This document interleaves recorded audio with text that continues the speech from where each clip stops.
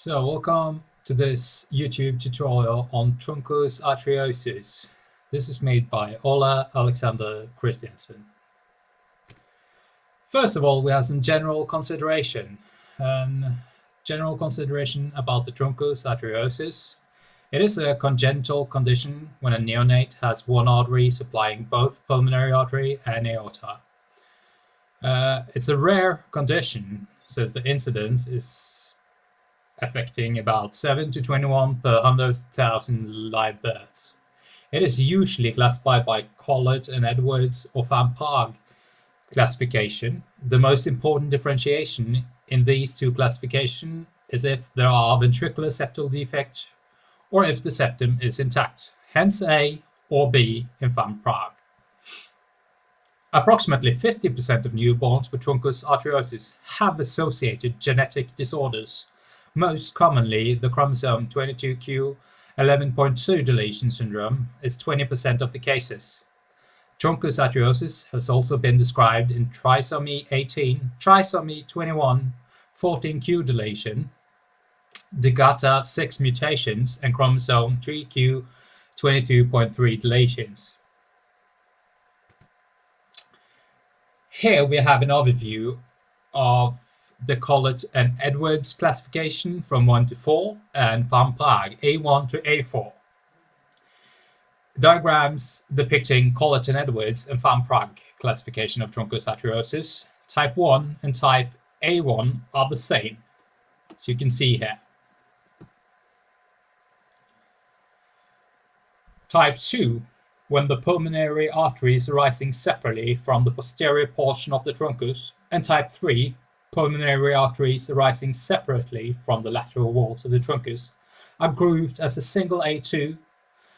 Type A3 represent atresia of one of the pulmonary arteries with collateral flow to that lung.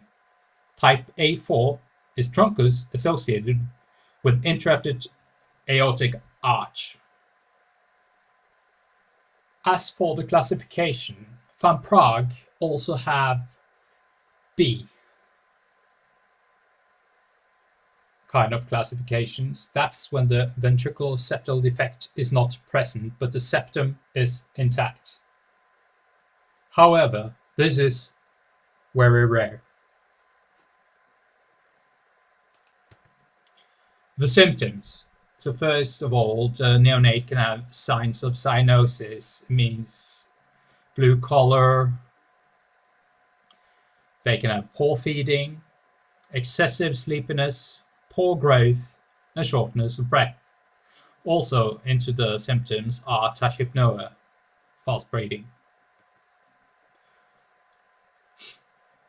So, the Truncus arteriosus can usually be visible in prenatal ultrasound and is essential to diagnose before birth to make the best outcome for the baby. The final diagnosis can be made using echocardiography after birth, also on auscultation.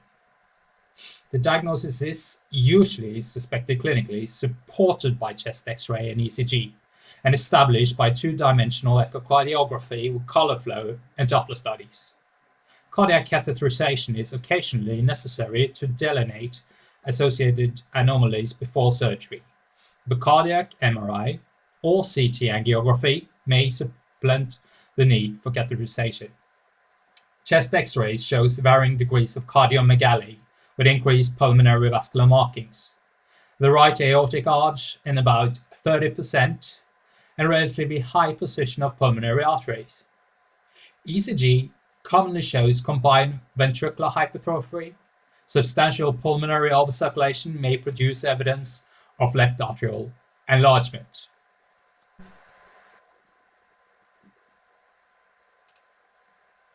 So now we will look at the 5-chamber view of the Truncus arteriosus. So this fetal echocardiography of Truncus arteriosus, we can see that the first truncal branch is clearly seen coming off posterior to the large trunk. This is just for an easy illustration. Furthermore, we're going to the treatment. First of all, the medical treatment. So, heart failure is treated vigorously with diuretics, digoxin, and angiotensin-converting enzyme inhibitors, also called ACE inhibitors, followed by an early surgical repair. Prostaglandin infusion is beneficial to maintain ductal patency when there is interruption or coarctation of the aortic arch, in which case right to left shunt through the ductus provides systemic blood flow. Surgical management consists of repair during the neonatal period.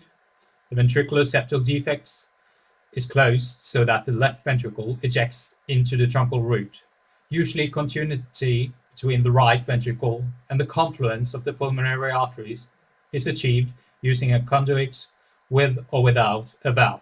Some centers have reported good success using a non-conduit approach in which the left arterial appendage is used as the posterior wall of the pulmonary outflow and a patch is used as the anterior wall, with or without the insertion of a monocusp valve. When a conduit is placed during early infancy, its size becomes inadequate as children grow, and the conduit must be revised during childhood, when the patient's own tissue is used for part of this outflow tract. There is the potential for growth of the conduit as the child grows. Branch pulmonary artery stenosis is a common sequel. Surgical mortality rates have decreased to as low as 10% in recent years. An endocarditis prophylaxis is recommended preoperatively, but is required only for the first 6 months after repair unless there is a residual defect adjacent to a surgical patch or prosthetic material. And if you are interested, sources are mentioned below. I'll also post these so you can research further into the topic as you want. Thank you very much.